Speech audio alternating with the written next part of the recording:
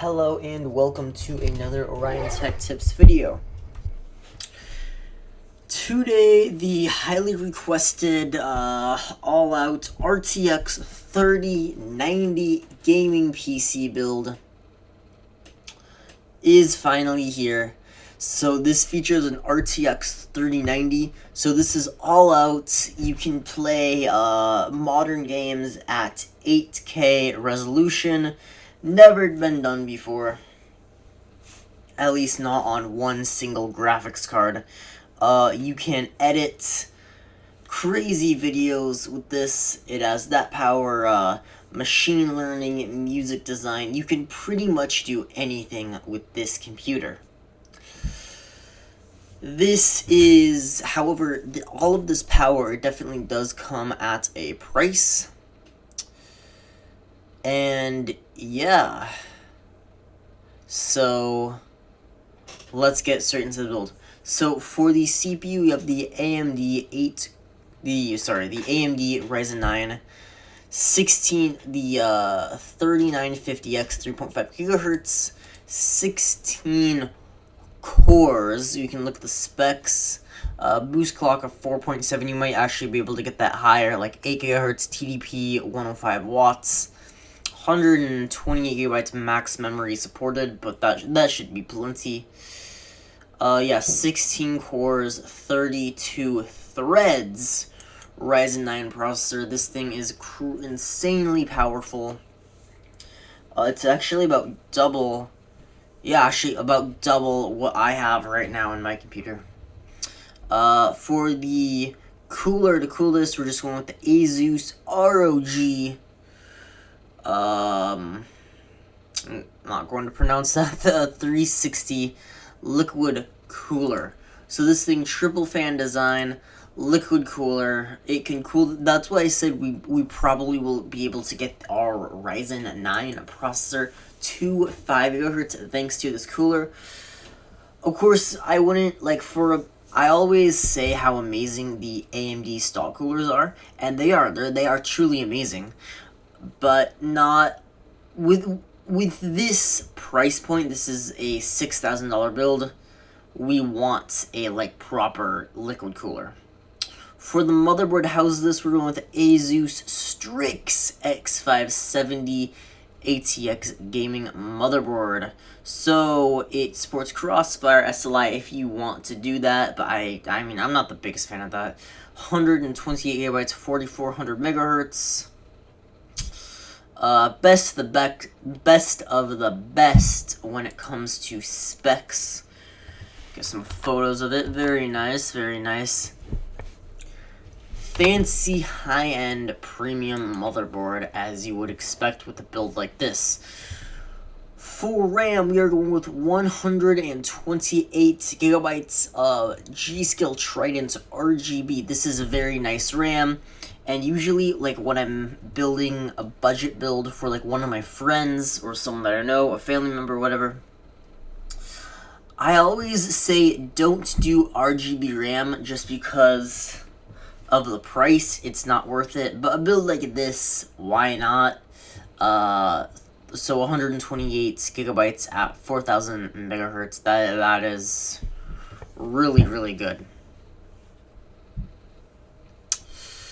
Okay, next up for storage. So we have a 2 terabyte NVMe 970 Evo. So you should have your main applications, so Windows and a video editing software, your browser, and just what you use constantly on your computer. Then you get to your SSD. So maybe you have some games and some stuff that you need some speed for it, but you don't need you don't use it all the time. So definitely games would be a great example of that. And again, you have 8 terabytes to work with. That is a ton of storage. And then for and then we have an 18 terabytes mechanical Seagate Barracuda. 18 terabytes, so this would be your raw stuff, so raw video. Again, that would take up a ton of storage. especially if you're like recording videos at 8K. Takes up a ton of storage. Your music, your movies, all that stuff, that doesn't need like crazy fast speeds. And again, 72 RPM, it's not ideal for 2020, definitely not. However, a few years back, I remember like I only played games on a hard drive because I only had like, and it was fine for me. But now games, they require so much power. It would just take forever to load. So yeah, SSD definitely for games. Okay, now we have a EVGA GeForce RTX 3090, 24 gigabytes, and again, it doesn't really matter. So yeah, EVGA RTX 390 Ultra Gaming. So yeah, I mean, 24 gigabytes of GDDR6X for the win. This is a very fancy edition. We can look through some photos, or is this the only photos? Yeah. For the win, Ultra Gaming graphics card, RTX 3090. So this card, it's the most powerful graphics card right now. Incredibly amazing. Like, if you want to like play games, like I know there's like 4K high refresh rate monitors. If like you play something like Call of Duty, CS:GO, Rainbow Six Siege, and you're like super competitive, and you need a high frame rate, but then you also want to play. You don't want to play at 1080p. You want to play at like 4K. This can actually do that. If you want like 144 hertz or 240 hertz at 4K, this can do it.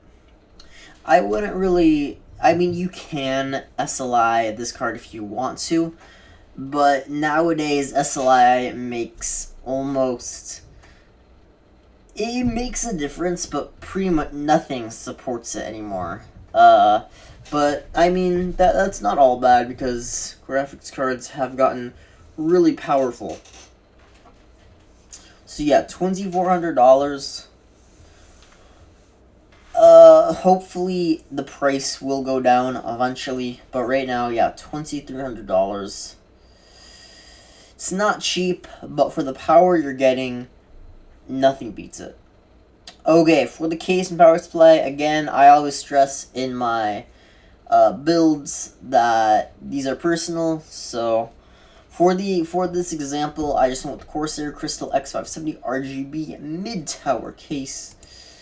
We can go through some pictures of the case. So it's great to build in. It's definitely not cheap, but it is, what is this? $180, not as bad as I thought it would be. And then the Corsair HX Platinum 1000 watts power supply. Fully modular. So yeah, this should be a silent build as well. Incredibly powerful. If you have like a camera that can record 8K video, this can edit that no problem.